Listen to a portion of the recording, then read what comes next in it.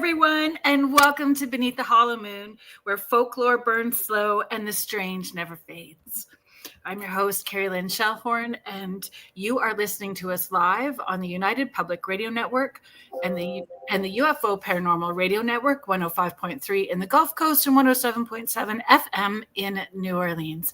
I am joined by my fabulous co-host, Lorilei Potvin, and today we are traveling the trail. We are following the trail of Bradshaw Ranch. We have been talking about this for weeks. Weeks. Mm-hmm. My youngest kiddo is super excited about it. I was surprised that he knew about it, and then he told me that his friends that are in the states that he plays online games with knew about it, and they were very excited. So, well, they'll be even more excited with our guest. But we're different tonight because normally we dress up for the theme and we're really spooky. We're still dark. We're getting a thunderstorm right now, but we have a special guest coming on very in a few minutes, very shortly. I felt like I knew him my whole life the first time I met him. I could have talked to him for hours. Thank God he had company coming in from out of town the first time I met him. Wait till you guys see who we have on tonight. We did a poll. Do you want me to do the poll? Yeah, do the poll. Yeah. I'm going to get that bio ready here so I can. Amanda, I saw your post, so that helped me because I forgot to go in and get the. You're pulling it up. Hi, guys. As you're all filing in, good to see you here. We're live on TikTok tonight. They finally gave it back to me. I saved it. So we are over there, everybody. So I want to say hi if you're over on TikTok. Hang on tight. Hi, Richie C. I see you over there. I hope you stay. Please leave your questions, your comments. This show is very interactive as Kerrilynn is pulling up the poll. And you guys don't show up on the same chat as the main chat, but I pop back and forth the whole show. So we will definitely be including you for sure. And we're glad you could join us. When she's got our poll ready. Okay. We got it. Sorry, folks. It took me a second. That's okay. I love your polls. So we do the poll on Kerrilynn's Off the Porch. So the channel over on Facebook. And the post I put up today was tonight on Beneath the Hollow Moon, we are discussing Bradshaw Ranch. What do you think is really happening at Bradshaw Ranch? So I put residual haunting, interdimensional portal, alien activity, government cover-up, or all of the above. And the majority of folks voted all of the above. A few voted residual haunting, a few interdimensional portal, a few alien activity, and one lone person put government cover up. What did you choose? Oh, all of the above. So did I. Should we say hi to everyone? Cover up. Yes. Should we say hi to everyone and then we'll pull on our special guest that's been so great. He's been so gracious to come on because it was kind of a last minute kind of thing. And you guys love him because he's been on the Angel Rock, I think at least 3 times, and he's coming on again in the new year. I can't wait. Hi, Sandy. So Sandy is chiming in from Prince Edward Island. Oh. Mort Ali, hello. Thank you for being here. Amanda D-Box, thank you so much. She is saying, I watched a documentary on Bradshaw Ranch today so I could vote on the poll. I wasn't familiar with it. And did you go down a rabbit hole for the rest of the afternoon? Because there is so much. Well, she also added, looking forward to hearing what you ladies think. Well, wait till you hear who we have as a guest. Because there's nothing like talking to someone who has been there, experienced it, written about it, and been on many TV shows and documentaries, Coast to Coast AM. I have my questions ready. I know you did. I didn't even get a chance to tell him that. I know. I had the questions ready before we even knew that he was going to be coming on. So it's even more exciting. So Julie Dow, hello. Thank you so much. She's saying good evening, ladies. Thank you for being here. Ooh, I got to push the right button here. Mish is our friend in Australia. She is saying good day, Lorilei. Yes. And she said good day, Kerrilynn below. Oh, Thank you. Thank you. Denise Smits, hello. Happy Thursday to you. And Mish is saying morning because, of course, I always tease her and say she's in the future being in Australia because it's Friday morning over there. I went too high here. I swear to God, StreamYard, I do not like the changes that it has made since it's been sold. Yeah, the comments are hard to click off and on, and the way they roll, we miss some of them. So if we miss people, just know that it's not purposeful. So Fiona Clark, hello. Thank you so much for being here. Same thing I learned with a guest. They were going to stream to their platforms, which our guests can do. You now have to click a button to do it. I found out.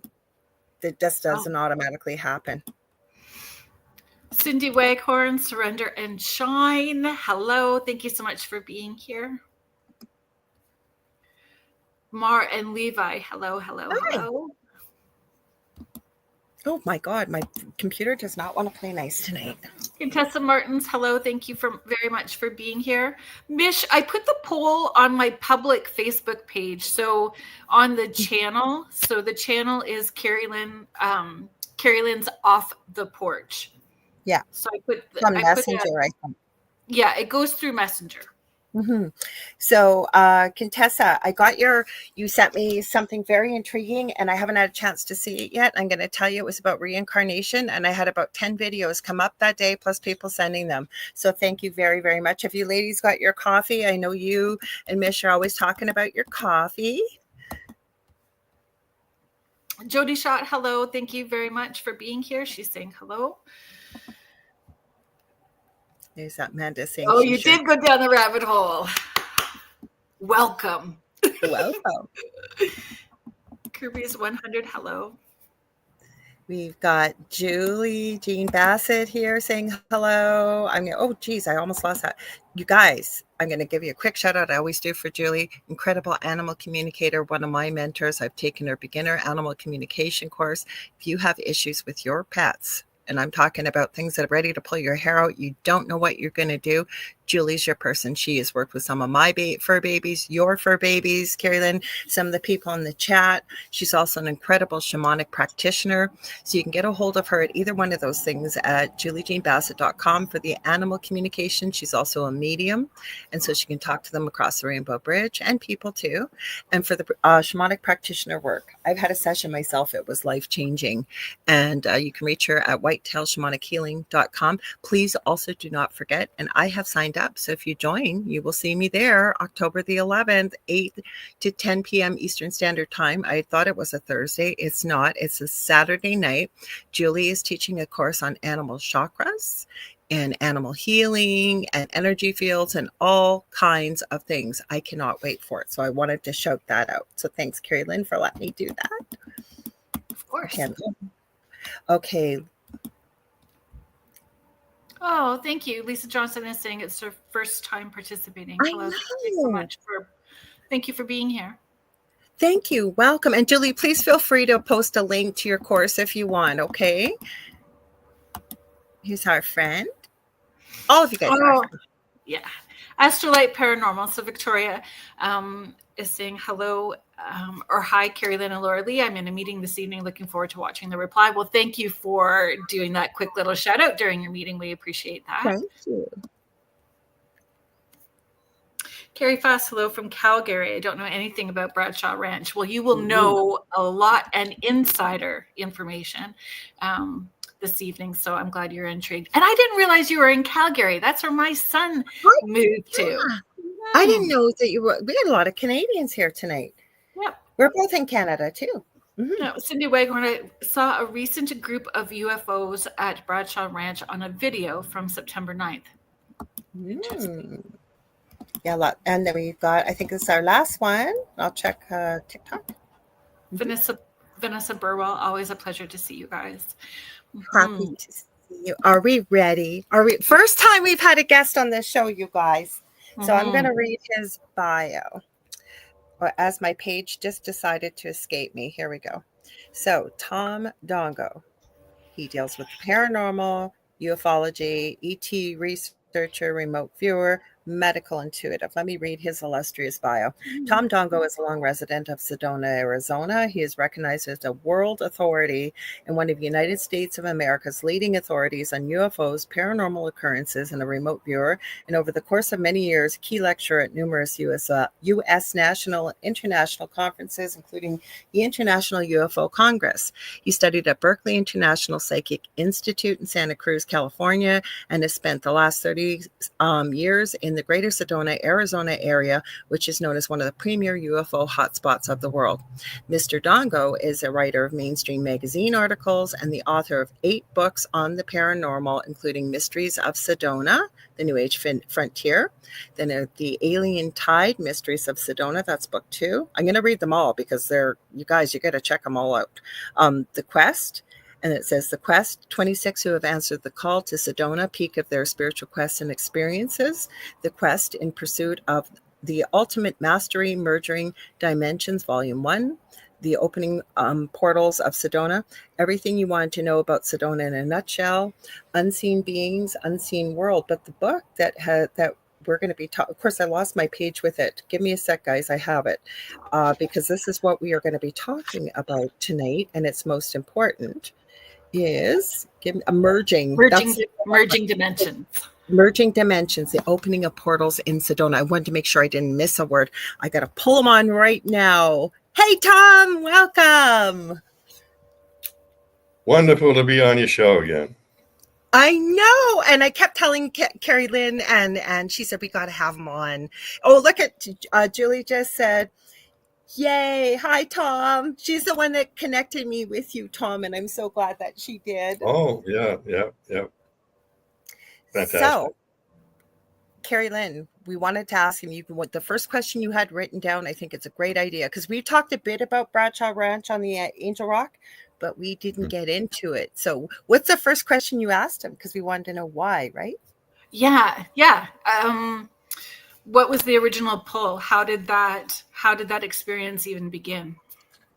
Yeah, it's actually quite when I first came to Sedona, I'd written a couple of books, and I'd heard about the Bradshaw Ranch, the mysterious stuff that goes on out there, but I didn't know any of the Bradshaw. So right about that time, I got a letter from Linda Bradshaw. She enclosed a bunch of photographs, strange stuff, mostly orbs. Linda Bradshaw and Linda Crystal in New York are the founders of the whole orb thing around the world. Mm-hmm. Pine Bush, New York. So I then she got an invitation. She said, "Can you please come out?" So I shoe leather over the hill. I was over there the next day. I spent 4.5 years with Linda and Bob, and at 2 or 3 days a week. And I even stayed out there some nights. And Linda and I have had experiences that are world famous, and it's in my book, Merging Dimensions, which it's going to be translated into 7 languages soon. We're working on the deal right now. Yeah. So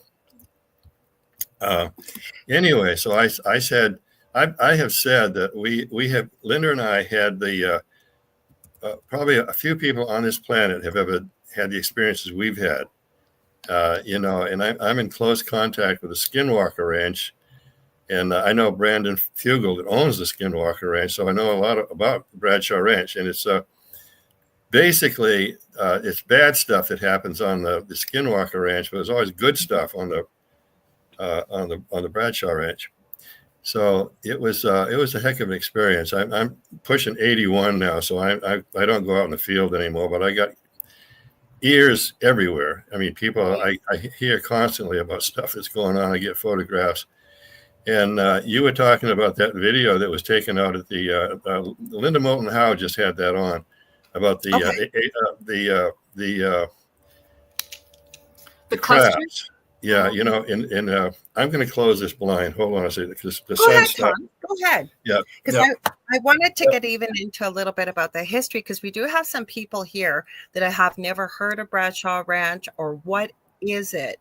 Now, I know a little bit about the history, but I know you probably know a heck of a lot more. So how did Bradshaw Ranch come to be? Like that it was there like a homestead, as I understand, and then it kind of merged and evolved, but I know you probably know more about that. Yeah, the Bob Bradshaw. There's been a lot of misconceptions about the Bradshaw Ranch. I hear them all the time. As long as they know not bad, I don't care. As long as they're good, it's fine with me. But Bob bought the Bradshaw Ranch in 1949, and he was there were about 40 major motion pictures filmed in Sedona. Yeah. John Wayne, Elvis Presley, most of the famous women stars. Yeah. And so there was a ghost, an old West town that was built on the Bradshaw Ranch. And it's not there anymore. I think they burned it into a show. They paid for it and burned it. So, but anyway, I've got, by the way, how much time, if I get onto one of my stories, we're good. I told 2 hours. So I know by 2 hours, get a little bit much, but we got to almost 9 o'clock. So almost till 6 o'clock your time. Because if you don't shut me up, I won't. I could get going on these stories. I've had 3 shows that I was telling so many true stories. They said, Tom, it's your show now. We'll follow you. I already told Kerrilynn that. I said, this is going to be an easy show because I know Tom. He'll just. But I do have more questions that I want to ask. So, and hopefully questions that, are not questions that keep getting regurgitated to you, That's all right. I've told many of these stories hundreds of times. You know what? Did you see had that? A red orb go across the screen, Tom. You need to mark the time so we can go back and check the video later. Okay. You just had a bright red orb looking at the screen at you. It'll probably be on your left. Left to right. This right across, bright red like a light. From your right to left. You're right. Yeah, because it's backwards. Boy, a lot of that stuff's been happening lately, worldwide. Yes. So that's one of my questions, actually. Do you feel like that there's intensity because of the energy and the frequency, or is it because we're just people are noticing more? People are more. Well, I'm one of the world's top remote viewers. I proved it. I love remote viewing. Yeah. So. Tom, guess who she's had? I told you this on her show, Maureen St. Germain. I brought you up in the chat actually when she had Maureen on. Oh, yeah. Maureen's. I was over there the other day. We signed a contract. We're going to do our remote viewing classes that Maureen St. Germain and I had. I'm taking it. She's digitalized them. So she's online. I'm taking it. Yeah. They're going to be online, and she's working on. Yeah, she's working on a flyer now. That's awesome. Yeah. Awesome. So I mean, we had so much fun. Maureen St. Germain is a fabulous person, especially when she's on air. She's So Maureen taught the military version of remote viewing, and I taught she used to joke about it, the Tom Dongo method. We did all right. So I got you to talk a bit about it the last time you were on, so people could at least get a little inkling of how to start with your method. Yeah, well, it's if we get into remote viewing, we'll be here all night. Yes, and we're about Bradshaw tonight.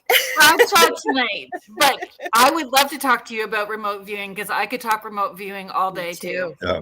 There are a lot of great remote viewers. I mean, I've had a person call me, as a woman, she called me one time and she said, well, told me all this. I said, you're an awesome remote viewer. And she didn't even know it, but I said, so we went over the stuff she told me, and she was a fantastic, and I was born with the ability. I didn't learn it. Remote viewing. Kerrilynn's a pretty amazing remote viewer. As I told you earlier, and I'm going to brag about Kerrilynn because she won't. Kerrilynn should be on TV. I am a medium. Kerrilynn kick the butt of anybody with me. I'm going to brag about you, Kerrilynn. Good. She's an incredible medium, remote viewer, like you name it. Mm-hmm. Well, you get a couple of real. I mean, everybody's a walk-in or a remote viewer or something, but the good ones. I had a friend that was she was government trained from Los Alamos on psychic abilities and remote viewing, and we had more fun because remote viewing you can go. This time doesn't exist. You can go in the past, you can go in the future, and distance doesn't matter. Nope. So So we would travel, and we could talk. I mean, she was government trained. I mean, the top-notch stuff. But we could travel around the universe and talk about what we were seeing. And it was okay, so speaking of remote viewing, did you pull that in with your experiences with Bradshaw Ranch? Because I want to pull in still with the question that you asked, Kerrilynn, because I think it's important. I want people to know all about this. And I thought, what better person to have on than you? What was the question again, Kerrilynn? If the energy is increasing, or the frequency and intensity of experiences are amping up, like we're seeing more, or is it because people are paying attention more, like we're noticing more? Well, it's a little bit of everything. Yeah, it's a little bit of everything. But, I something's going on this planet right now that I've challenged the best remote. I've been on over 100 million listeners. So I've been on, you're the 108th show I think I've been on worldwide. And I've challenged the best. First guest. Yeah, right. It's true. Yeah. So I'm trying to think of something snide to say, but I can't think of it. No. We're just gonna have fun. No story. We're gonna have fun. But there's something using my remote viewing ability on and off. There's something very strange going on this planet right now. I can't, and I've challenged other remote viewers to look to and compare what I've talked about. But so I don't know what it is. I really don't. But there's. Do you feel there's a connection between Bradshaw Ranch and those other, like Skinwalker Ranch and the other places? Blind Frog Ranch. Yeah. Blind Frog. Yeah. I watched a video this morning. It's a new one out, and I hadn't seen it before, and the woman that made it, I knew she was trying. I knew for years she said she was trying to do it. Well, she's done it. It's out. But Benjamin Lone Tree, he's a scientist, and he had his equipment out there on the Bradshaw Ranch, and so did History Channel and the new Skinwalker shows. Beyond Skinwalker. Beyond Skinwalker. Yeah, they were out, and they proved.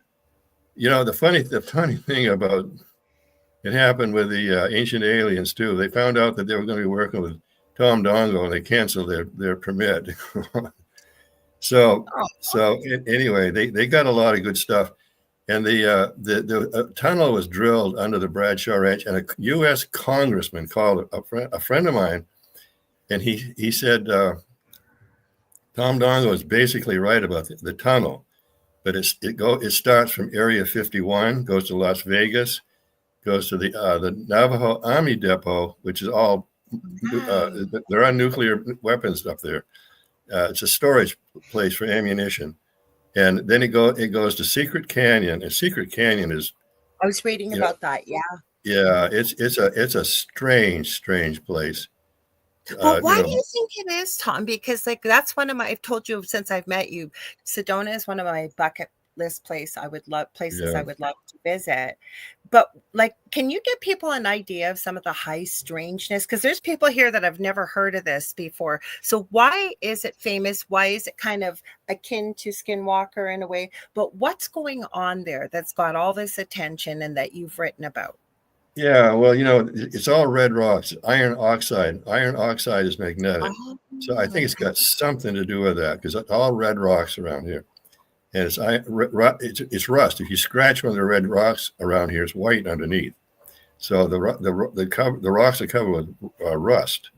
So yeah, but there's aliens. You guys, I heard about the female Bigfoot that you called Big Girl. Yeah, white girl. Yeah.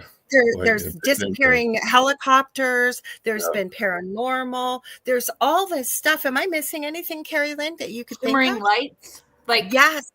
This shimmering lights. It's changed. I mean, it's still constant. And the whole activity around here, I mean, I'm the top expert on this. I don't know, but I think it has something to do with the iron oxide and the red rocks, the magnetic.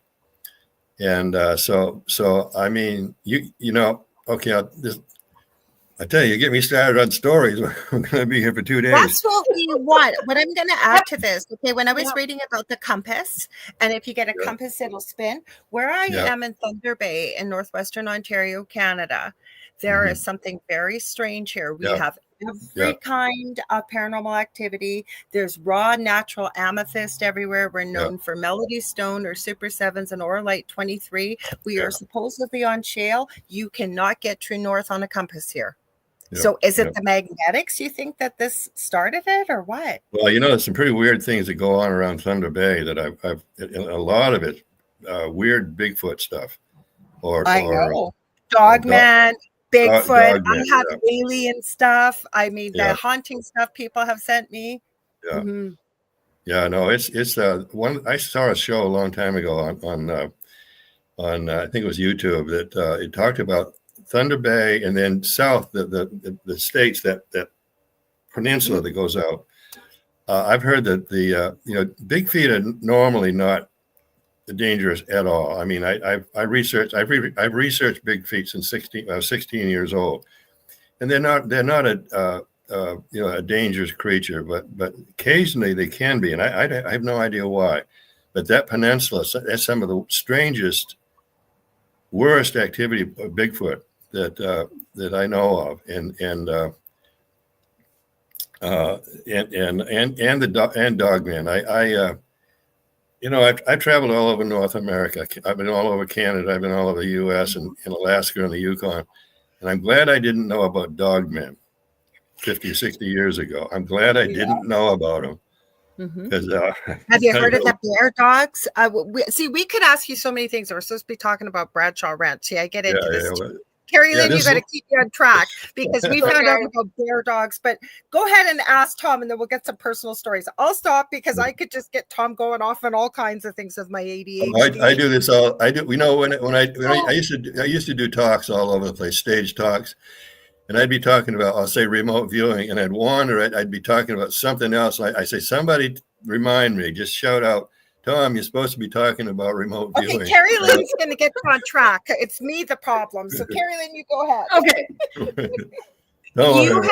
You have photographed like orbs and anomalies, all kinds of high strangeness. So is there one piece of evidence or a photo that you feel has been misunderstood or underappreciated? Well, here's my Merging Dimensions, my book, and it's a bestseller for me now. The Incredible Saga of the Bradshaw Ranch, and that's a picture of the Bradshaw Ranch at night. And you see in the background that windmill. Yeah. That windmill has been the strangest. I never went up there because of rattlesnakes. Bob warned me about rattlesnakes, so I didn't go up there. And there was a friend of mine from Chile.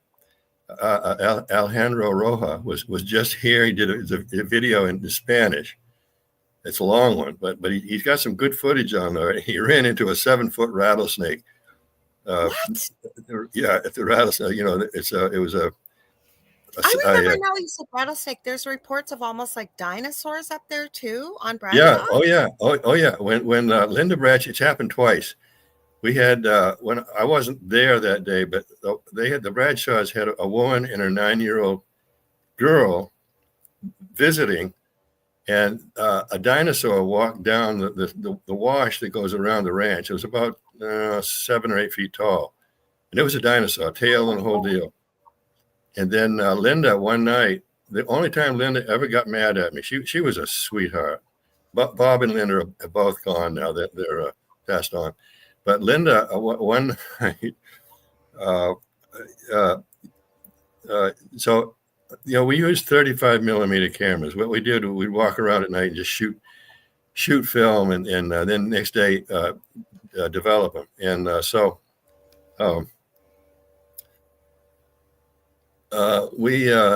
Linda, I was only maybe 30 feet from her, and she was screaming at me. I didn't hear anything. Oh, and really? she was looking at 2 dinosaurs, those no way 50-foot tall ones that can eat off the top of trees, no way. Yeah. So she came over and she was really pissed off at me. She said, couldn't you hear me? And I mean, I could have tossed a tennis ball and hit her. I said, no, I didn't. I didn't see him. I didn't see anything. So but you never saw them, and she Okay, did. Go so ahead, Kerrilynn. Right. that comes to a question that I have, though. No different than spirits, right? Is it all frequency that's laid over top? So, like, they're not choosing us, it just our frequencies are matching at the time, so we're seeing it. Could she have been tapped in at that frequency and you were tapped in at a different frequency? Why do you think that it would be that you didn't and she did? Yeah, well, you know, the portal was at the Bradshaw Ranch. It was about 50 feet south of the ranch. It was about 30 or 40 feet across, a big one. Linda could see it. I couldn't. And the funny thing, I was flying around the History Channel one day. It's a pinyon pine. They only grow maybe 10 feet, but this one's about 50 feet. They don't get that big.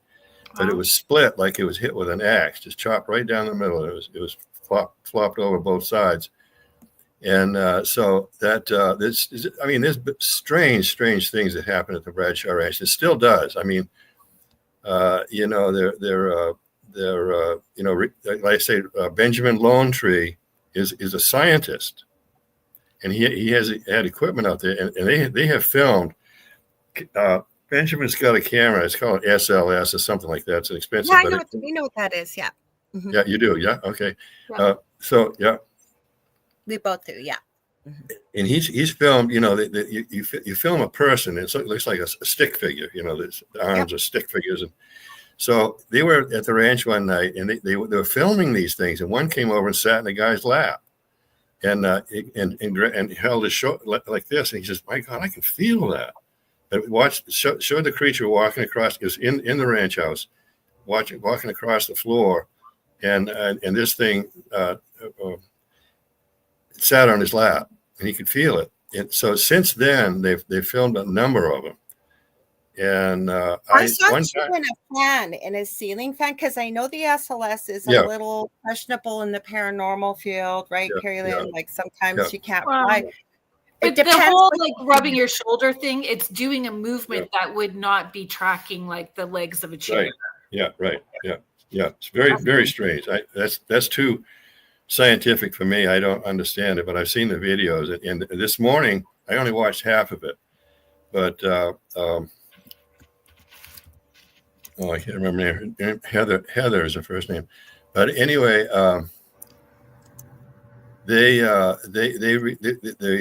what I was going to say is the bizarre electromagnetic whatever happens on the Bradshaw Ranch, same frequencies happen on the Skinwalker Ranch. Is that the 1.6 gigahertz that comes up all the time? Yeah. Yeah. And you know, and I was starting to talk about the History Channel and the new Skinwalker show. They did because the Bradshaws, when the tunnels were drilled, you know, so it went under the Bradshaw Ranch, and Bob said everything was shaking. The windmill was shaking, and so the ground penetrating radar, they proved it that the tunnel does exist under the Bradshaw Ranch. It was on beyond the Skinwalker. Yeah, beyond Skinwalker. Yeah. So why is the tunnel there? Yeah, that's what I'd like to know. You know, there's a funny thing going on around here with the U.S. military and alien extraterrestrials. And you know, I've been in it up to my eyeballs, and I've never been bothered. So, but you know, on the Bradshaw, I've got photographs. So there's two cameras up on the hill above the Bradshaw Ranch, and the U.S. military. One's pointed straight up at the sky, one's pointed straight at the ranch. And so why? What's you know? They you know, there hasn't been much military activity on the ranch, but in the 90s anyway, there were, I call it machine gun incidents around here. The hikers were stopped in just about all the canyon. There's 7 major canyons, and they're shaped like a half a wagon wheel. And the one I finally got first person I interviewed him. His name was Light, and he was in Secret Canyon walking on the trail. And these guys, they all have U.S. military uniforms on, every instance, and but no insignia. And I've had That's weird. a lot of high-ranking colonel friends in the military, so I'd ask them, and they say, yeah, those are all. But in two of those guys, when Light ran into, they had orange suits on. And one of my colonel friends said, that's bizarre because they only wear orange when there's aircraft around, landing or whatever. So like high vis. Interesting. Yeah. So I mean, there's another story I'll tell you. So anyway, Light's going along. I think it was 6 guys, and they had M16s. Oh wow! They can be machine guns. And so they blocked the trail, and they said, you can't go any further because it's a military reserved zone. There's military activity going on in there. And he said, well, he's not the guy. He says, well, no, I'm going that way. It's a public trail. It's a national forest canyon. I'm going that way. And a guy stuck an M16 right in his nose. He said, you take one more step and I'll pull the trigger. So naturally, he turned around and went back. But there was an Apache kid. He was full-blooded Apache. This is the last one that I know of. But there were at least 35 incidents like that in the canyons. But these people don't lie. I mean, they're telling the truth. They don't. There's no money in it. There's no. Well, there's pictures too, like the pictographs on the rocks. Yeah. Oh boy, I wish I had one to show you. It's a Bigfoot. Probably 2,000 I saw that. Yeah. Yeah, it's a Bigfoot. So who was Big Girl? I heard that she was named. Did Linda name her Big Girl, the Bigfoot? Yeah, Linda could see it. I never. I saw a few strange tracks, but Linda got to be friends with Big Girl, the Bigfoot. Okay. And Linda would put high up, like grapes and fruit and whatnot, apples, that only a Bigfoot could reach. And in the morning it would be gone. And big feet leave sticks. They'll leave if they're saying thanks or something. They'll scrub a ground clear, then leave sticks in just certain patterns. And that happened many times. So they went out one day, and the around the ranch it's all beach sand. The ocean has come and gone 7 times here. So. Oh wow. Yeah. So it's all beach sand on the ranch. But a Bigfoot, it was it did like a angel in the snow, but it laid down. Yeah, it was about 8 feet tall. And even Bob Bradshaw, who was, when the first time Bob Bradshaw, he's been on national TV twice with this story, and he was in the yard. There used to be an apple orchard.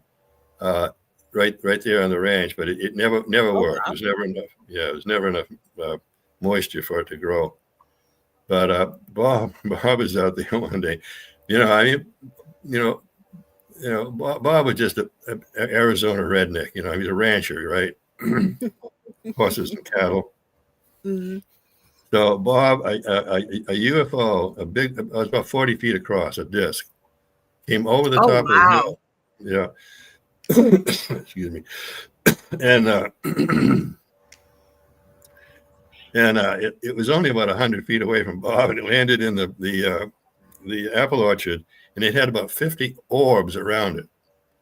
That was it. That Bob. So Bob went back in the ranch house. He never come out again. Linda used to go in and say, "Bob, you've got to come out and see this." He wouldn't. He'd stay in there and watch TV. No, if I don't see it, it doesn't exist. Well, it changes everything. It changes your whole. It turns your life upside down, and what you believe is reality, and what isn't. It changes everything, and you can't go backwards. No. Some people just can't handle it. Their consciousness just refuses. Yeah. Nope, doesn't exist, and that's it. So a friend of mine has a property. And he does. So I'm going to share it really quickly. His podcast is Banter with Richie B, Oh, and right. they do a boots on the ground investigation. So they go live and you follow along with them while they're investigating on the property.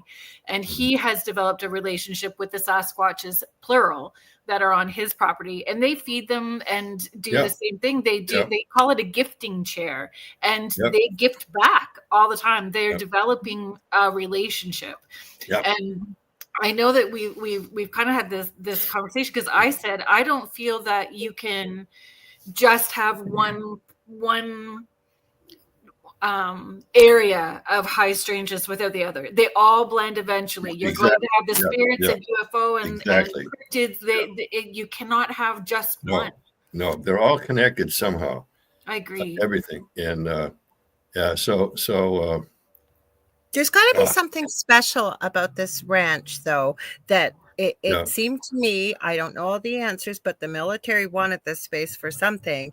And then, like you just said, Kerrilynn, you can't have one without the other. But this area seems to just... That's what one of the questions I wrote, if the U.S. Forest Service acquired the land to shut down, the research, were they protecting something that they knew of, or protecting us from something that they knew of? Both?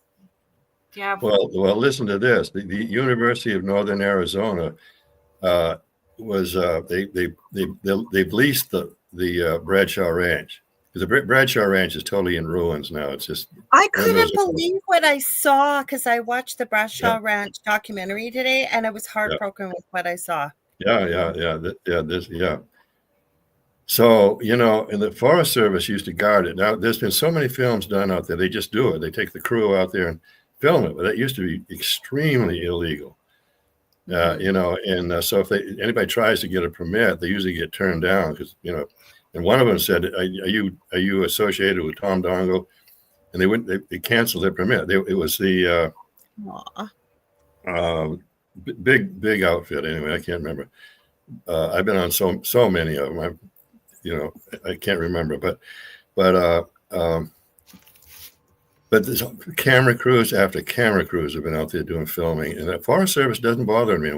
They used to have shotgun guards there when the U.S. Forest Service. Were they private, Tom, or were they from the government? Like, Kerrilynn, that was a really good question you asked. Yeah. Well, I've been studying this for 40 years, and I if you asked me to explain it, I couldn't. And the change of hands was questionable too, right? Yeah. Well, here's what I was going to talk about. So the University of Northern California I forgot what it's called, but it's a research. It was going to be a research facility on Arizona plants, and they started. And so I mean, this was like 7 years ago now. I think they read my books and it scared the hell out of them. I seriously think so, because they haven't done anything. They were going to tear all the ranch houses down and build dormitories on the Dormitories. And I think they read my books and they said, I don't think so. Maybe not. Yeah. I also find it fascinating when places like tear down old psych units and hospitals and build up condos and subdivisions. I think, same thing. That's a little problems. 7-foot rattlesnakes and dinosaurs. Oh, I got, some friends of mine, Jurgen Hess, it had a whole bunch of people out. There's a lot of, somebody, I thought, man, this is what nerve. Somebody took nice chairs, 20 of them, and put them in a circle right in front of the ranch house. 20 years ago, somebody would have gone to jail. But the Forest Service hasn't done anything. They haven't bothered. They're still out there. Wow. And they're nice chairs, too. So somebody was doing some pretty serious stuff out there. It still is. But so they were out there one night, and they were looking at the windmill. That windmill is a strange place. I never went up there in 4.5 years, mainly because Bob said, watch out for the rattlesnakes, because there was water there, so it would draw the rattlesnakes. Nice. And so anyway, he was out there with a bunch of people, and he said, let's try something. Everybody think of what it was a dead air night. There was no movement at all, just totally dead air. So he said, let's see if we can start the windmill.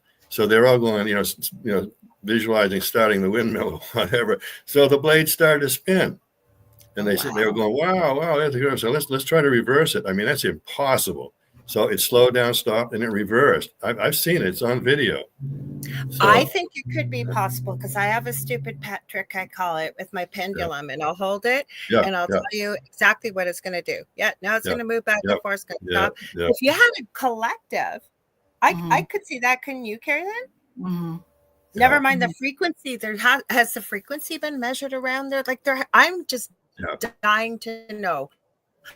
Like there has to be something there. I'm still fascinated by the underground tunnels. Go ahead, Kerrilynn. I saw you were going to ask. Well, just when we talk about frequencies and things like that, having what I found fascinating was when Skinwalker Ranch had the indigenous community come out and they filmed while they were doing their drumming circle and their ceremony and all of the things that happened at that point. Did anything like that ever happen on Bradshaw Ranch? Did they try an experiment with that at all? No, not that I know of. And because you're right, like you do hear more of that aggressive, more frightening kind of experiences that are happening on Skinwalker versus Bradshaw, where there was more of still freak you out, but high strangeness things of a not so scary nature. So I wondered what kind of reaction would happen that way. Well, there's about a $50,000 drone that they was flying around the Skinwalker Ranch, and something smacked it out of the air like a way mosquito. Yeah. So what was it? I'm always going, well, what the hell was it? So and I. The rockets that they shot up stood still in the air. Yeah. Right. Well, what they did around here was they put up drones. Like I think it was History Channel. They put up drones and they went just so far and they came back. They hit some kind of a wall. I watched that. Yeah. They turned around and came back. It was crazy. Yeah. So something really strange. The military knows something that nobody does around here, but they know something. And they're Have you removed a tunnel that's there? Like, why would there be a tunnel there? Well, to some extent, something, I really, Ross Coulthard from Australia just interviewed me, and he was and he was talking about stuff like that. And I told him stuff that I said, Ross, you can use this information, but don't put my name on it, And one of them's real. You told me you were okay with that today. Yeah, right. But the thing is, if you're remote viewing in a space that is protected by the government, and the government has their own remote viewers, right, exactly. Know ahead of time or be able to tap in, right? Would they not shut you down? Yeah. Well, they could. They have people that are far more advanced than remote viewers. I'm trying to think of a story, but they have somebody, they can track you and come after you. Yes, I've seen that. And I've had it happen. I was at the airport, Sedona Airport one time, and I got the feeling that I was trained about this stuff at the Berkeley Psychic Institute. It felt like somebody, so I stopped and I focused. If somebody's focusing on you, it will leave a cord. It looks like a rope. Yep. So I followed it. I followed it all the way. And it came to Budapest, Hungary. So no way. And I'm coming down. I go into this room. I could talk about this forever. These experiences I've had like that, but so I'm looking at a man and a woman. They had black hair and they had black suit clothes on. So they both raised their heads like this and then looked up like this and started laughing. So they knew I was there. So stuff like that. I mean, that happens, and the government has, I know most of the U.S. government remote viewers, the best ones, like Joe McMonagle. Yeah. Not well, but I work with a colonel. He's a retired Air Force colonel, and we used to sit and compare notes and remote view stuff, and I'm way ahead of him. So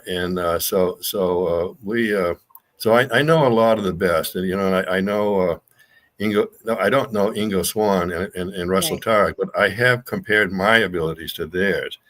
And Right. I'm nowhere near Ingo Swann, but Russell Targ, I can pretty much do what he does.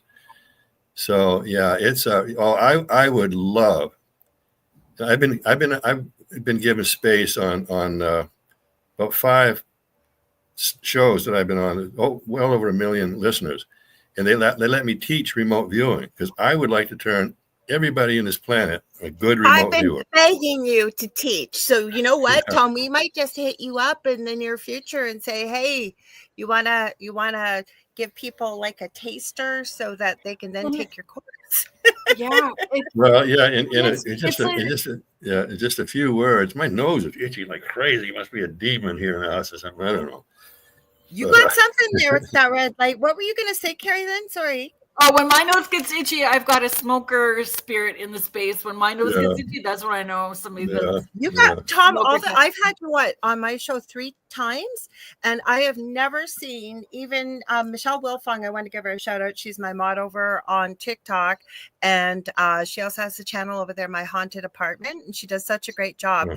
Everybody over there in TikTok's going, "Wow, what was that?" Like it was like bright, like almost neon red, wasn't it, Kerrilynn? Well, yeah, it was noticeable. Yeah, it was really. Well, people don't realize the powers they have. I mean, we've been blocked. We've been blocked a long time. The human race has abilities they can't imagine how powerful. Say it all the time. Mm-hmm. Yeah. Mm-hmm. And I think, do you not feel that some people there's accountability attached to all of it, right? So our thoughts, words, deeds, actions, all of it matters. Well, there are. Yeah, I've warned people that there are penalties. Yep. Well, for instance, when the U.S. government and the Russians were remote viewing each other, the Americans were dying of heart attacks, and the Russians were dying of brain hemorrhages because they were trying to use it as a weapon, remote viewing. So I warn people. That's one of the rules. You can't use it as a weapon. No. Mm-hmm. Well, I early on I taught remote viewing, and I said if you're going to spy on your wife or spy on your husband, I'm not doing it. You're not going to. That's what does. And everybody has this guilty look on their face. Why do you think they had those physical consequences? Like it seems like it was a repercussion. Like it's almost like somebody gave them those repercussions when you're seeing that many people being remote viewers, and the Russians, you said, had brain hemorrhages, and the Americans had, I forget what you said. Either way does. Like who's making that happen? Where did that come from? Right? Yeah, I'd like to know too. It's probably general penalties that we've lost so many abilities, probably thousands of years ago, but I've seen it happen. People use an ability like healing. I've worked with 2 of the best healers on this planet, Josephina and oh gosh, I can't remember that. But anyway, they were able to heal anybody of anything, but they always they always use it in a positive way, and if you use it in a negative way to harm somebody, it's going to come around and get you, one way or another. It's true. Even sessions and stuff like that. Like at the very beginning. So I'm like you, was born this way. Yeah.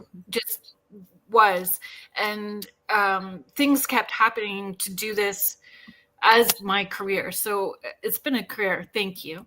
It's been a career for me for 19 years now, right? And when I first started doing this, I was not in a very good spot, and single mom and all of those things. And I made it about the money. The very first people, and I made it about the money. That week, every single client that was booked canceled. Every single one.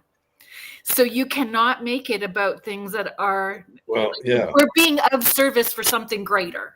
You have to make it in service to others in a place of high vibration or high energy without expecting like of course money is an energy source, but if you're strictly doing it for the money, it's the wrong reasons. And right? 100%.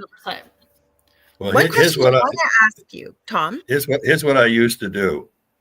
I've I done that. forgot that you did that. You talked about that medical Yeah, intuitive. yeah. Well, I've So it's even Kerrilynn, and I do it as well. But yeah, Kerrilynn astounds me with some of the things she picks up that yeah, I haven't. yeah, A yeah, friend that I introduced her to had come across a cancer diagnosis, and I didn't say anything to yeah, her, and she wasn't trying to. She just got the info and tapped in. You knew where yeah, it was, you knew what it was. It really is a muscle, though. Like when you're using that muscle yeah, all of yeah, the yeah. time.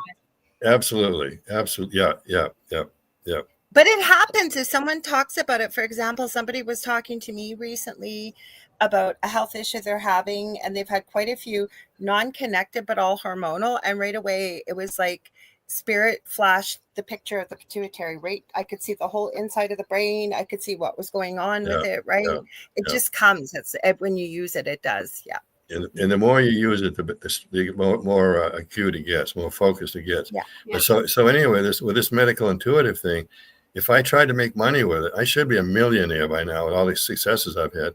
And I used to be around town eating breakfast or something. People would come over to me and say, "Can you scan me?" So I would. I never turned anybody down. I never charged them anything either. But if I tried to make money with it, it stopped. I lost the ability. So I gave up just doing it for free. I've done it on hundreds and hundreds of people just for free. And no, I don't do it voluntarily. I don't do that anymore. Yeah, it's You and sound I like toured my a group. kid, and I'm sorry I'm gonna out him, but he'll message me, Mom, can you scan me, please? I feel like I'm getting sick. Yeah. Yes. Exactly.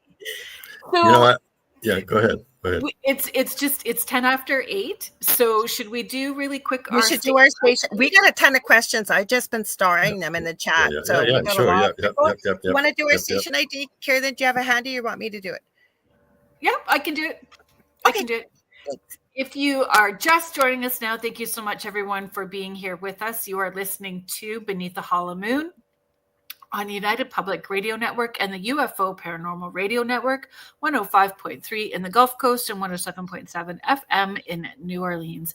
If you are liking what you're listening to and you would like to find out more about our network, please head to uprntalkradio.com and you can find out more about our hosts and our shows. There's always something new happening, new shows being added all the time. We are getting a new website.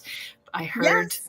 Yeah, we're getting a merch store, potentially all kinds of fun stuff happening. And a chat where everybody, I think, can go Yeah. in and actually be in the same space. Yeah. Yeah. So, follow along. So today we are heading down the trail of Bradshaw Ranch. And for the first time ever on Beneath the Hollow Moon, Lorilei and I have a guest on, a special guest, Tom Dongo. So we're everywhere you research, anywhere where you look, Tom Dongo's name comes up. Now, Tom, we have a lot of questions. Would you be open to us, sharing some of them? Sure.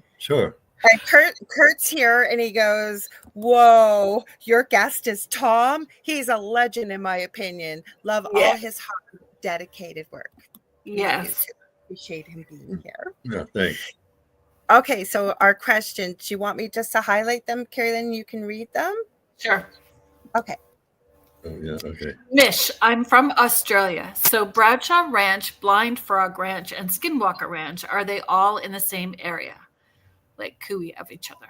No, the Blind Frog in Skinwalker is Utah, and Bradshaw Ranch is near Sedona in Arizona. So they're about 700 miles apart. Yeah, where's Blind Frog again? Because it's lesser known. It's near Vernal, Utah, and I was there. I had 500 people that showed up for my talk. Crazy. And northwest? Is it northwest of Skinwalker? No, it's very close. It's on the same trajectory. I mean, it's okay. Yeah, no, it's Blind Frog it's different strangeness. So. Mm-hmm. But interesting that it's on the same trajectory. Yeah. Yeah, they're very close. They're very close together.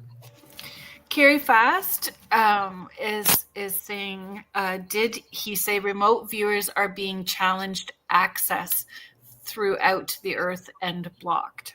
This would have been earlier in the show. When we were talking about remote viewing the tunnels under Bradshaw Ranch. No, I wouldn't say channeled. I mean, challenged. My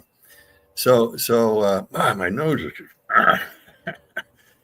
So you know- I marked the time again. There was something walked back towards that back door. So I marked the time. It was at 8:08 p.m. So we have another thing that we need to double check.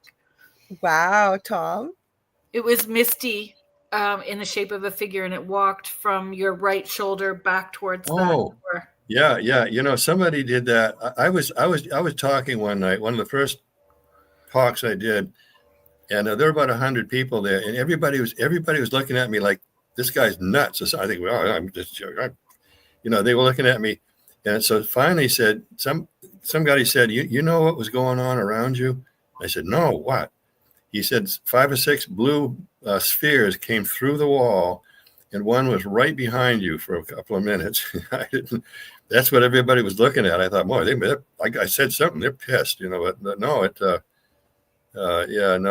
So anyway, that stuff is not uncommon, and it's going on more and more lately too. And it's great because it adds to the mystery, you know. And more people that don't do this full time, like we all do full time, we all do. Yeah. More and more people are having experience, like regular people are having experience. So we have shifted a frequency somehow. Yeah. I don't even feel like we were talking about the veil, like this time of year, everybody talks about the veil, and I don't even feel there's a veil anymore because we talked about it because Kerrilynn and I talk. We usually talk every day, but it's super busy time, especially for you. So we talked today, and I was talking to her about the veil. Yeah, it doesn't even feel like there's one anymore. Definitely. Well, you know, I've been talking about this for a long time. The 100th monkey. I said sooner or later somebody's going to discover the secret, and they're going to reveal it. It's going to change. It's going to flash around the world, and everybody's going to know. You might have to explain what the 100th monkey is. Some people may not know what that theory is. I'm not sure. I'm not sure the origin of it, but it's a new. The 100th monkey is somebody that thinks a new thought, something that's never been done before, of something. And it's gonna instantly flash around the world to anybody that's receptible. So that's what the 100th monkey. They haven't interacted. Like where it came from, as I understand, they were studying a group of 100 orangutans on an island. They were separated. The stone things. And they started doing something that had never been seen by primates before. Yeah. And I think within the year they were seeing it all amongst primates all around the world, and they never even interacted. It was stones. They were doing something with tools. They made them into tools, and then it spread. And they were in a remote island, and it spread to apes all over. Well, you know, the same thing is going on with animals right now. Something like elephants and something's going on very strange with animals. I mean, they're more human now than most humans, and so you know, there's a big change going on with animals, and I watched it. I watched a show the other day, and an elephant did something. I mean, I said, that's incredible. That's you know, they're getting real loving. And cheetahs, you know, I saw a woman. These were 5. It's all over the internet. 5 wild cheetahs, and she walked up to them, and they didn't hurt her. They just mewed like cats. And in one case, somebody walked over and pet cheetah. So yes, things are going on with the animals, and their sense of direction too. Like I can't tell you how many things I've seen with birds, with especially ocean creatures that are not following migratory patterns or getting beached, and all kinds of strange things. So Julie's adding, yes, and some are grouping in large groups, even in the ocean, adding about the animals. So we got lots of questions here. Mish had a good question, and then she kind of shared a bit of the answer. But go ahead. There is a map of Earth that you can put in a location and see what opposite on a round Earth. Curious what is beneath these places. And I'll add the second part, so it might make more sense. Mm-hmm. She added, okay, if I dug a hole, according to my calculations, you would come out in the ocean east side of Madagascar. So I'm So assuming she's from talking Bradshaw Ranch. Bradshaw. Yeah, she's talking about Bradshaw. Have you heard that before, Tom, or anything associated with that? No. Oh, sorry, I hit the wrong one. No. Sorry. Okay, we got another question. From Amanda Debach. Did anyone pass away on the ranch property? No, but you know, the Sanawa Indians were here, and there was a lot of them. They disappeared 1,000 years ago. The Sanawa Indians, and they all the cliff cliff dwellings all through the canyons. But they disappeared. Nobody really knows why. It's just the same thing with the Anasazi in New Mexico. They said we have left with the ant people, and there are drawings on the walls of ants. And I had a Hopi friend that he was handed. He was a Zuni elder. He was my best friend. He died about 2 years ago. But he said he was on with the Hopis on the Hopi land, and they showed him of an ant. It was about 3 feet tall. No way. Yeah. He said, I saw it. I can't, I don't have a copy of it, but I saw it. And I know he never, ever makes up stories like this. But this ant was doing something with the Hopis. That's like Middle Earth stories. Yeah, right. Yeah. Oh, yeah. I've known experts on that. And some of them, boy, some of them I'm going, okay, well, there's a lot of fantasy and misconception going on with some of this stuff. So What about the story of the green children? I've heard that story, that they claimed that they came from Middle Earth and they didn't speak English. Have you been able to say maybe dig into it, remote view it, anything like that? No, I haven't. There's some of that stuff takes real intensity that's hard for me to get. Gotcha. But look at Admiral Byrd going to South America, went inside into the planet, and he went in front of Congress and talked about that. They said we've got to get rid of nuclear weapons, or we're going to blow ourselves up. He said that in front of Congress.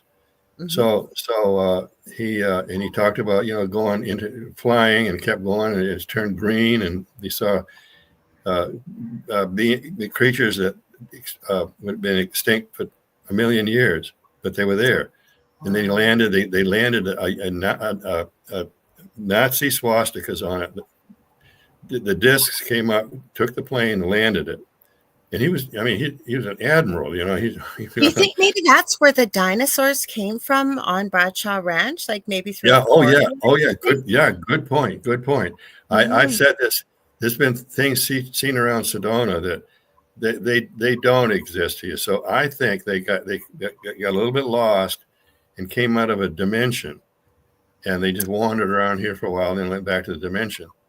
So I think it's the same thing with the dinosaurs, I've talked about this many times on shows. There was a creature. Linda and I were standing around one night, just me and her. We were outside, just me and her most of the time, but sometimes we had film crews with us, And one thing is, somebody got terrorized, everything would stop. Everything stopped. So whatever these creatures are, can't stand human fear. Everything would stop and disappear. A woman got, she got frantic. She was so terrified about something, and everything stopped. And there was a camera crew there, and there was about 16 people there. Everything stopped. Interesting. Yeah, no, they do not like human fear. They absolutely, because me and Linda learned that early on. They'd leave. We had creatures around us all the time coming. Linda could see it. They were coming out of the portal. I mean, we were sometimes it was like we were in New York City. We could feel them brushing against us and smell them. Wow. And sometimes they smelled real good, and sometimes they smelled real bad, but we could smell them. I think a lot of this stuff is coming from other dimensions. This new thing they've discovered Google figured this out and designed a chip. They've discovered 17 new dimensions, and scientists are really scared what might come out of those dimensions. And they said we don't want to draw them out. I want to know what the Pope opened. The past late Pope opened 5 portals coming from the Vatican. Portals that they opened. What did you open? Mm-hmm. Yeah, some of this stuff I remote viewed it. Oh yeah, I was I don't, as far as I'm concerned, I've said this before, there's no Satan and there's no devil, but there is out there. Yeah. It's what I call it, an awful evil. I've been face to face with it. You know, that thing, that the Amityville Horror in New York, that thing was in there. I from here, I was taught how to scan things, 2,000 miles away at the Berkeley Institute, Psychic Institute. So that thing was in there, and it really scared me. It was coming out of the cellar, and the house, the Amityville Horror, the house was built on a graveyard. They found out, and that thing, and I call it. I've been face to face with it when I was in Santa Cruz. Mom, I know. You know what? And you don't have Santa Cruz is interesting. I've been there. You don't have the words to explain what that evil looks like. I don't ever want to look in the eyes. Our station manager, and she's coming up after us, Michelle DeRoche, with the second night of the Outer Realm. I was on with her last night. We were talking about exorcisms and things like that. And I have had an experience with a human being that I am telling you, I do not have the words to explain how evil and dark, and it's just, there's not words. What's Santa Cruz? I don't think I've heard that story from you before. Is that what you were saying, Kerrilynn? Santa Cruz? It's a place. Yeah, Santa Cruz. It's a town. It's near San Francisco. But yeah, it used to be a wonderful place. Santa Cruz, where all the hippies and surfers went. Isn't that the vampire movie or is it? Well, remember that one, The Lost Boys? The Lost Boys. But there's also just outside of Santa Cruz, the Bigfoot Museum. Oh, it's. I think it's not called the Bigfoot Museum. Oh no, it is. It's the Sasquatch. It's Bigfoot Museum outside of there. Yeah, no, no, not it's not. It's outside of Santa Cruz. Yeah, it could be. I don't. I don't know where. Because I sat and talked to him. Almost a whole day, because I loved listening to his story. So I just kept asking him question after question after question. I would have been in heaven being there. It's right near the redwoods, and then we went into Santa Cruz right after, and it was weird energy there for sure in Santa Cruz. We have another question, but go ahead, Tom. What you were going to say? Sorry, go ahead. No, go ahead. Let's try the question. Carrie's saying, speaking as a remote viewer and researcher, Skinwalker and Bradshaw are connected to Area 51. Area 51 is the main gate to galactic of planet bases. That's what I see. Yeah. It's not a question, but I put it up there because I think it's a good discussion. Any of this stuff is great because it could be right. I'm a great listener. I'm not a great talker, but I'm a great listener. So I listen to people that I want to. I know. I used to be great with insane people. I would listen, and they'd say something.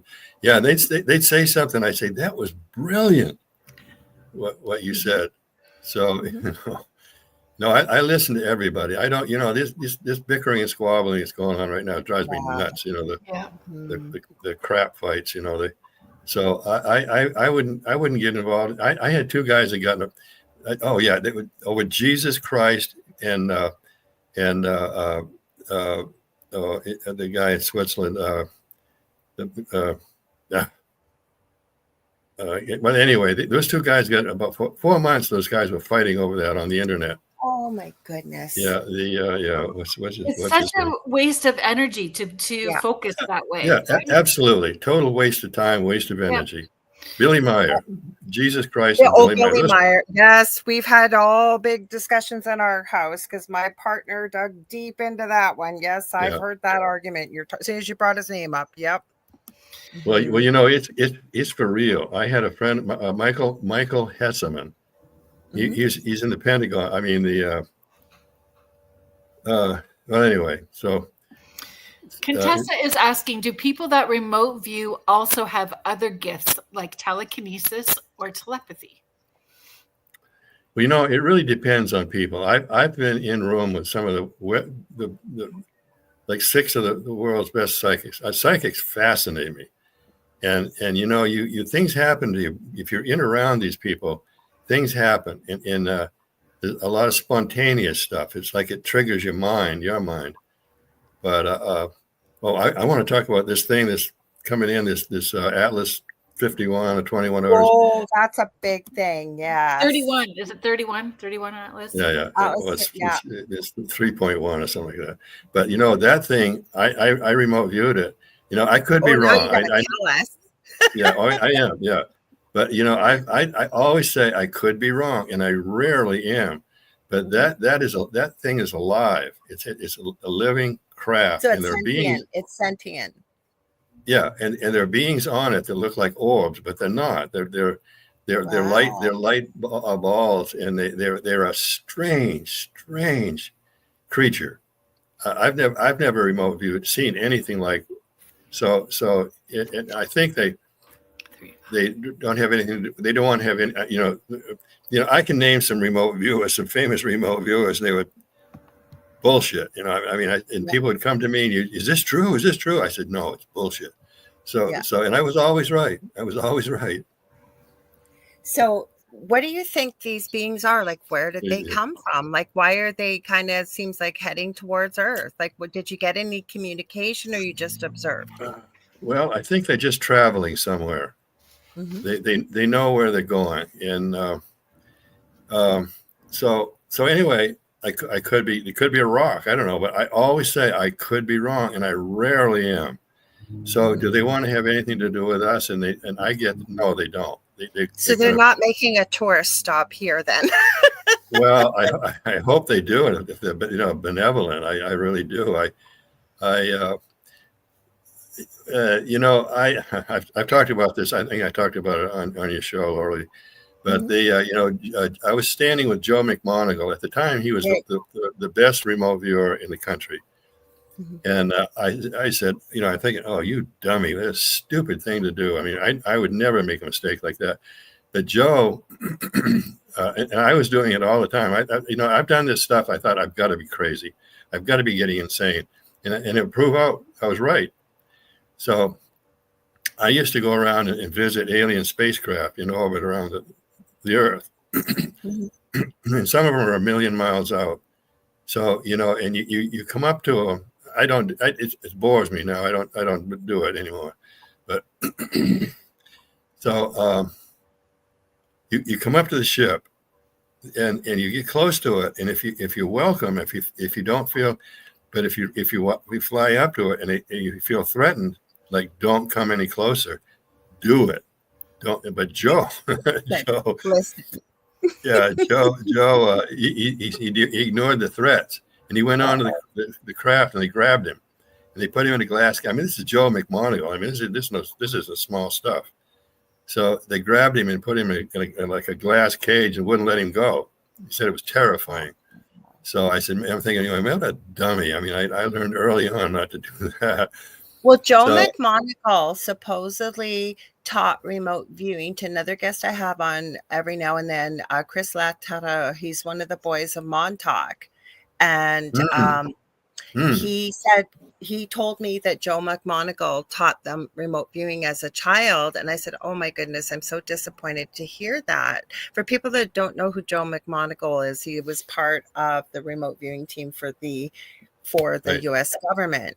And so I said, I'm really sorry to hear that. And what I loved what he said was, no, he had nothing to do with what I went through at Montauk. He was very kind to us, and he really taught us very, very well. So I wanted to share that. It was good. I'm going to tell you a quick story about Montauk.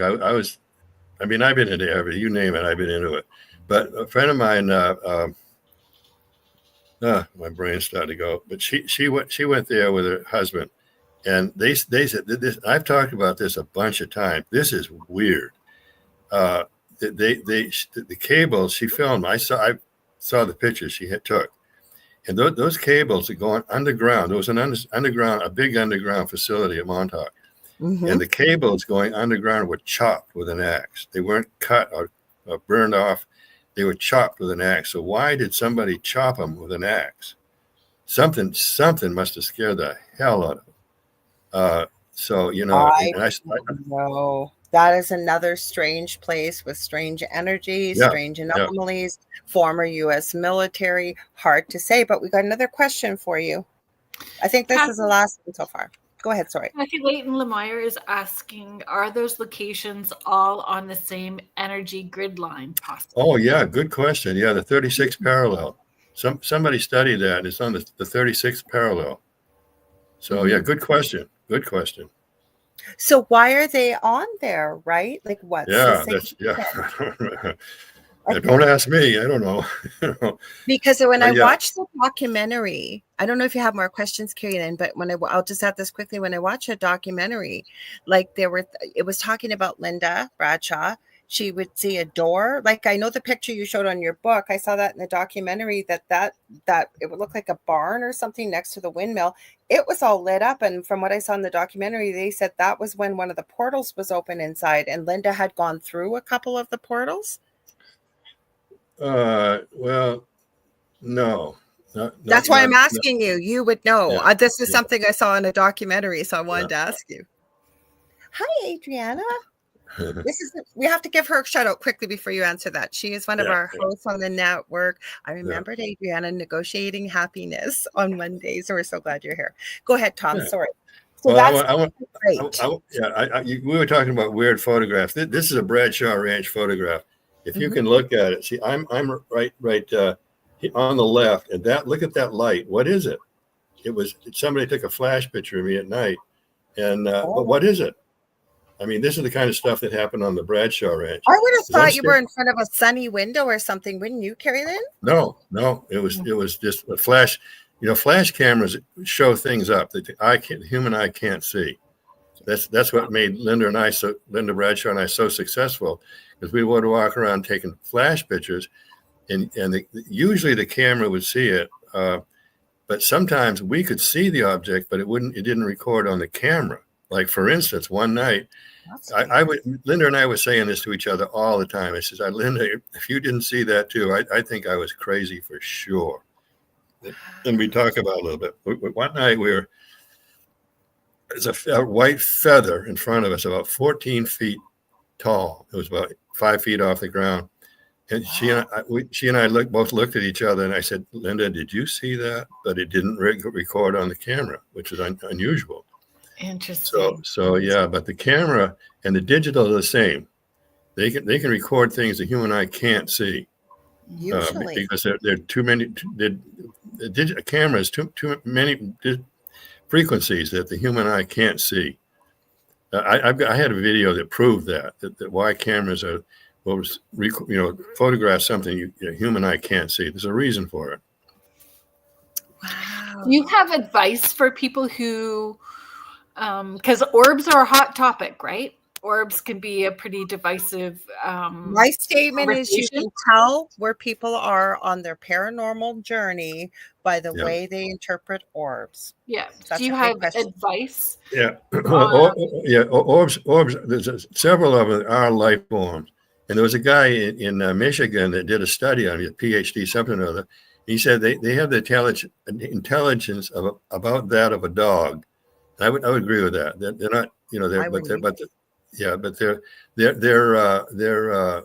because Linda Bradshaw used to attract these things. We finally got a camera that would film in the dark, but they just didn't exist. Digital phones didn't exist then, and cameras that would film in the dark, zero lux, didn't exist. But Panasonic came out with one, and Linda used to follow these.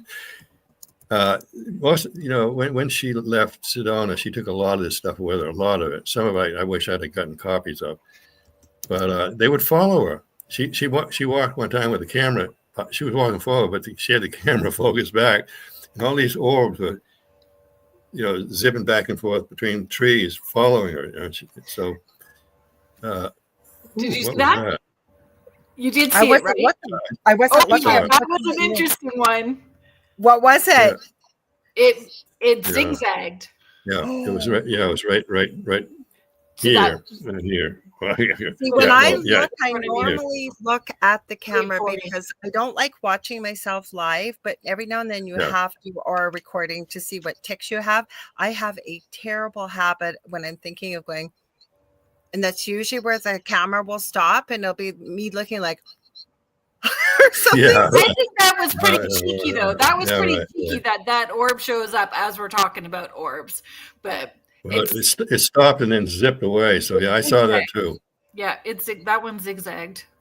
Julie, you did see it. We've never had that before when you've been on my show that I've noticed anyways, and people in the chat would notice it. So this is pretty darn cool. Kerrilynn, you had some really good questions. There was another one you had about I don't know if it was about changing your beliefs or it was about. Oh yeah. So of all the experiences that you've had or experiences that have been reported, those events, what experiences personally challenged your belief system the most? Well, I tell people that you need to have an open mind. I mean, you can't shut off your mind to anything. I mean, don't get. Some people get real weird. They go, yeah, okay, fine, bye. But too airy fairy. Some people get too little too airy. I can tell you some. Yeah, right. Yeah, they live in Never Land, fantasy land. And some people lay that stuff on me because I get comments from everywhere. I used to get 50 a day. Now I only get a couple. But some of these people, and there's a couple, I won't name them, of course, but every day I get another one from them. And I said, how can anybody believe that BS? How, and if, it's I'm not going to argue with them either. I'm not going to say, that's BS. Why do you believe so? Because you're going to start a fight. You're going to crap fight. So I'm too old to mess with that stuff anymore. You have stayed. Did you have a belief? Sorry, go ahead, Kerrilynn. I just said so. You stayed open-minded, but you go ask. I'm going to stop talking now. Sorry. Did you have a belief system that you had prior to investigating Bradshaw that changed once you got there? Or oh yeah, good question. I forgot what it is now. Yeah, okay. I was never into this stuff at all, but I had a ski shop in Reno, Nevada. Me and a couple other guys owned a big ski shop on Milana Lane, and one day. First of all, Seth Speaks by Jane Roberts. I studied that for 6 months. That's basically what got me into all this stuff. But I was walking down the sidewalk. Oh, yeah. I was walking down the sidewalk one day, and a giant pair of hands grabbed me. I mean, from my shoulder down to my, yeah. And I said, well, this is kind of cool. I'll go along with it. So it steered me down the sidewalk, and it came to the shopping center, turned me. And I'm weaving through the cars. This is a true story. I mean, I've read about other people having the same thing happen. So I go in. There's a bookstore. So I go through the doors, go through the aisles. I get to the very back, and it bends me over. And I'm looking at a book. It's Seth Speaks by Jane Roberts. So I said, well, I guess I'm supposed to have that. So I took it. I spent 6 months studying that, and basically that's what got me into all of this, because Seth is an intelligence that no human has. The intelligence that Seth had, what Jane Roberts channeled. Mm-hmm. And I studied it for about 6 months. That's what got me into all of this stuff. Yeah.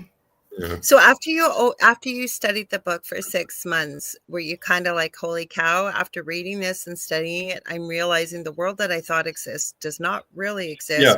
Yeah. Anything is possible. Well, then I moved to Santa Cruz, and things started happening in Santa Cruz. Because I went to the Berkeley Psychic Institute, and there was a guy You know, as much as I've been involved with, I still don't understand this. At the Berkeley Psychic Institute, you didn't, when you were in a meditation circle, you didn't fall asleep. That was a crime in the Berkeley Psychic Institute. So I fell asleep one night, and I felt an explosion in my stomach. It was like a piece of dynamite. And so I'm looking around the room, you know, and I'm seeing this one guy, he's staring at me intensely. And I think the guy was an extraterrestrial. There's a lot of extraterrestrials among us. They're here now. Yes, I believe that. Yeah, because I've been studying them for 50 years. You know, I met one. She materialized right in front of me. And my girlfriend at the time was a witness. And the girl, we talked for about 5 minutes. And the girl I had to put my ear up because she almost whispered, you know, and we were at a petroglyph site, a Sanawa petroglyph site down in a canyon. And that's what she wanted to talk about. So you know, I didn't think, you know, extraterrestrial. You always get caught by surprise by these things. But I wish I'd have touched her. I wish I'd have asked her if I could touch her, so I know she wasn't an illusion. That my girlfriend was standing right beside me, and we both saw her. So she materialized so close behind me. If I'd have turned around quick, I would have knocked her off her feet. And she was there for about 5 minutes. And then my girlfriend, she'd wandered over a little bit. The creek was roaring because it was spring water. So anyway, she went over there for a minute. I turned back and the girl was gone. I could see for 100 yards in all directions. So she materialized and dematerialized. And I don't, you know, I'm thinking, what else could she have been? She was dressed normally. It looked about 27 years old, and she was nowhere. This is a long story, but she followed us down. And around here, girls, there's very little crime around here, but a woman almost always has a dog with them. She didn't have a dog. That's the first thing. When I saw her up on the rim, when we were up on the rim, and no dog. So I said, something's unusual here. Something's really unusual. So she went over and talked to my girlfriend, and they were talking. And so I kind of motioned her for her to come over to me. She walked out of the woods. She didn't. So anyway, I said, you know, I can't find the trail. It's been raining and the mud was 6 inches thick. I said, you happen to know where the trail is down the ruins, the petroglyphs? And she pointed right at my feet. And I looked and I said, sure enough, the rain changed it. So we went down there and she couldn't have made it. She was dressed in street clothes, had street shoes on. So we got down there, and then she materialized. I mean, what other being, a succubus, a jinn, maybe? But no, I don't think so. Did she look humanoid, though? Did she look humanoid? No, she looked very normal, about 27 years old. Mm-hmm. And some of those, I've interviewed a lot of people who've had extraterrestrial contact, and some of those people are 300 years old, 500 years old, or older. I've interviewed a lot of people who've had extraterrestrial contact, and I've interviewed about 200 over the years. Interesting. And none of these people were nuts. I mean, they were telling the truth. Well, and it's brave to share your story. It's brave and to share a story. It's brave. Yeah. I looked it up really quick, Tom. The Bigfoot Discovery Museum is in Felton. Where? Felton in the Santa Cruz Mountains. Oh, really? Well, that's something new then. Yeah, Felton is in the Redwoods, smack dab in the Redwoods. I spent a lot of time there. Oh, that's something new then. Well, cool. I don't know when he built it, but I just know that he is an older gentleman and he's got great stories, and I just let him talk all day. I wanted to give you a comment from TikTok. There's Chichi Mama 50 says, "Oh, Kerrilynn, I just realized it was you, and I have you on Facebook." So I thought I would let you know. Thanks for being here. And Michelle Wilfon's over there with the amazing Tom Dongo sharing info from Bradshaw. Go ahead. It's all right. I can't help it.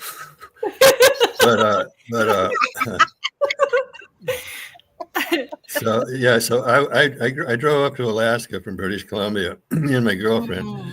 and we crossed. I don't remember the name of the town. We crossed. It was a big bridge over a river, and the town was right there, a small town.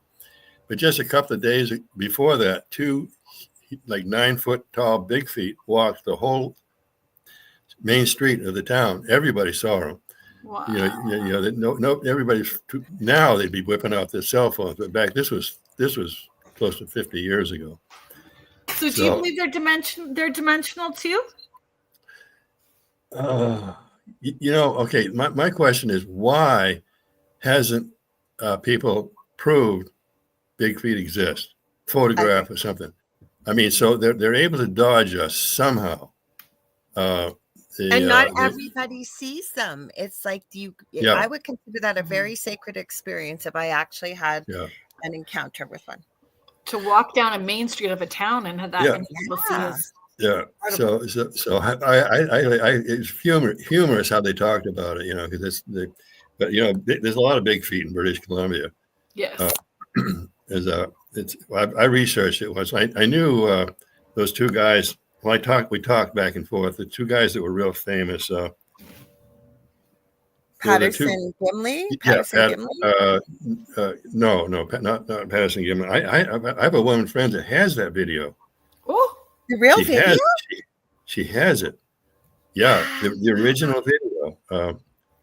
Her husband was a famous naval intelligence guy. He died about a year ago. But she has the original Patterson Gimlin film, the original. That's incredible. Yeah, and there's all these debunkers. Debunkers drive me nuts. As I put it, I used to be, I was under attack. When I first got into this stuff, I was under attack constantly by skeptics, naysayers, and debunkers. Drove me crazy. So anyway, I'm still around, but nobody says I'm nuts anymore. Debunks me. Nobody. It hasn't happened. Well, actually, Liz had an interesting thought. She said maybe when we see a Bigfoot, we are seeing into someone's imagination or even their reality. Yeah, it could be anything. It could be anything. I've been trying to figure it out forever. But I have two friends, good friends, that he bought a huge tract of land in Illinois because there was a Bigfoot family living on it, and he's not nuts. He's a scientist. Mm-hmm. And then there was a woman in Oklahoma just moved to Sedona, and she said we had a family of Bigfoot living on our farm, and we got to be friends with them. And she said they could read books. The female Bigfoot, and she said she would give the female a book, and the Bigfoot would come back and critique it because they could speak English. Yeah, so I mean, this strange thing is going on, and I've heard some. Why do you think some are rogue and they go bad? I know we're getting. Yeah, I'm not going to repeat the stories I've heard from Alaska, but I've heard some of them. Yeah, mm-hmm. Bigfoot stories coming out of Alaska are pretty horrifying. So what's going on? Are they're probably some creature that looks like a Bigfoot, because that does happen. I was wondering if maybe they've been genetically spliced with something, and because it seems like the ones that have really light, like almost orangey red fur is where I've really seen some very violent stories people have reported. Yeah. Well, especially near you on that peninsula in Michigan, and well, actually, that's closer to Kerrilynn than me. I'm closer to. Yeah. I'm 45 minutes away from the Minnesota border, and Duluth, Minnesota is about 3.5 hours away. Yeah. Kerrilynn, you're in Southern Ontario, but Kerrilynn also came from Northern Ontario, but she's closer, I would think. When Kerrilynn was Sault Ste. Marie? Yeah, so I was Sioux, Canada. So border Sioux, Michigan. But I think you're closer to where Tom's talking about even now where you are in Southern Ontario. Yeah, that loop of land, that peninsula that's between, I guess, Wisconsin and Michigan. Oh, gotcha. That's I've read some really scary stories. Stuff goes on there with campers. I was trying to think of what Tom's last name is from from BC. So I had him on as a guest. Another Tom, you Toms all know the stuff. So he is an Indigenous fellow, and he feels that the rogue ones, or these ones that are more like Wendigos, or these scary Sasquatch, are pushed out from the community because they went rogue. They're pushed out and not part of the community. So that's his belief, and maybe there's some validity to that too. Well, it is a mystery. I tried remote viewing some of this stuff. I don't get anywhere, but there's something going on with Bigfoot. I mean, why hasn't somebody got some? Well, the Patterson Gimlin film is real. I mean, they've never debunked that. Yeah, the muscles are too real. The female is moving. The muscle, they can't focus. But there's plenty of debunkers. They all that's BS. For this reason or that reason. I go, oh man, I see around. But so I mean, a lot of times so much now is fake. I've seen a couple AI. artificial just, and people believe it. I've seen Donald Trump selling foot soap, something like that. You're going, come on, come on. We have to be mindful of our time. We're almost out of time. This has flown by. Could you hold your book up again for us one more time? Oh, yeah. Everybody buy one. Yes, please. Everyone buy one. Merging Dimensions. We're signing a contract right now to do this in 7 languages. It's complicated, so it'll take a while. Ranch. Yeah, right. So Merging Dimensions. Yeah, Merging Dimensions. And if people want to not miss out on the opportunity of you and Maureen St. Germain together teaching remote viewing, where should they follow so they can not miss out? Yeah, it should be real good, but I don't know. She's I asked her. I asked her if she had the flyer done. She says no. So we'll put up. Yeah, but you'll probably put it on your website, right, Tom, and social media. So how could people kind of follow you if they wanted to? Well, they can't. My website's been dead for years. I haven't even seen it in about a year and a half. I did. Where do you think I got your bio from? Oh yeah, I know. It's funny purchase the book wherever you purchase books, and follow Maureen St. Germain for remote viewing.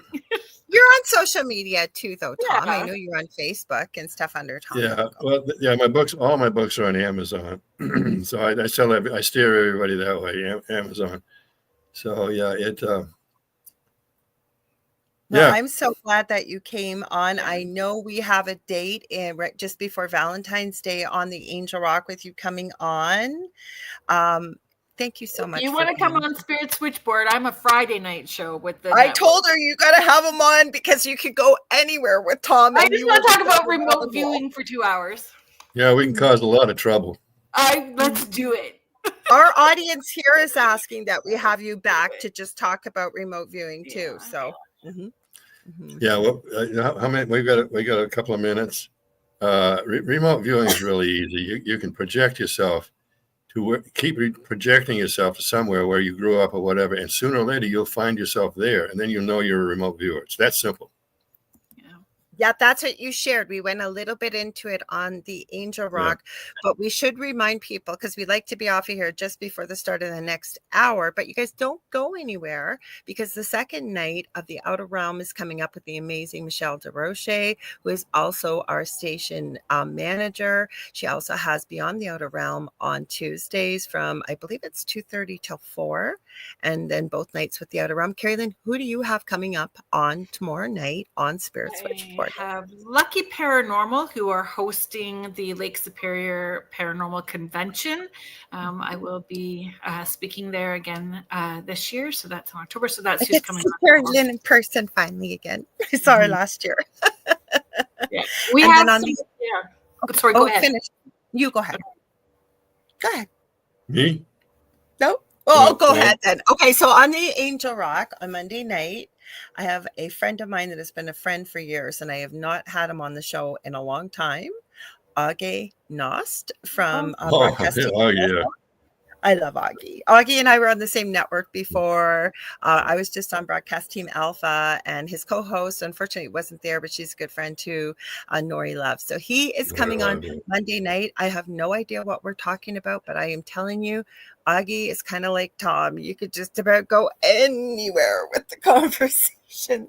So thank you so much for being here, Tom. What are we talking about? Love you guys. Namaste and all that stuff. So, Thank you. What are we talking about next week, Kerrilynn? So next week on Beneath the Hollow Moon, we were talking about zombies and scarecrows. So things that don't die. We are in spooky month. So thank you very much, everybody in the chat. Thank you for your questions, comments. We appreciate and adore you all. You make the show what it is. Thank you to the United Public Radio Network and the UFO Paranormal Radio Network, 105.3 in the Gulf Coast and 107.7 FM in beautiful New Orleans. Thank you to our owner, Joe Montaldo, and our station network manager, Michelle DeRoche, who is up next with The Outer Realm. Absolutely. Thanks again, Tom. Oh, he's taking another picture. Night, everyone. We'll see you. Yes, Kerrilynn, tomorrow night, 6 p.m. Eastern. Come back for the Angel Rock Monday, 6 p.m. And we love you all. And stay tuned for Michelle. And I believe Wayne is joining her tonight, her partner. So you guys. Yeah, mirror on the wall. They're talking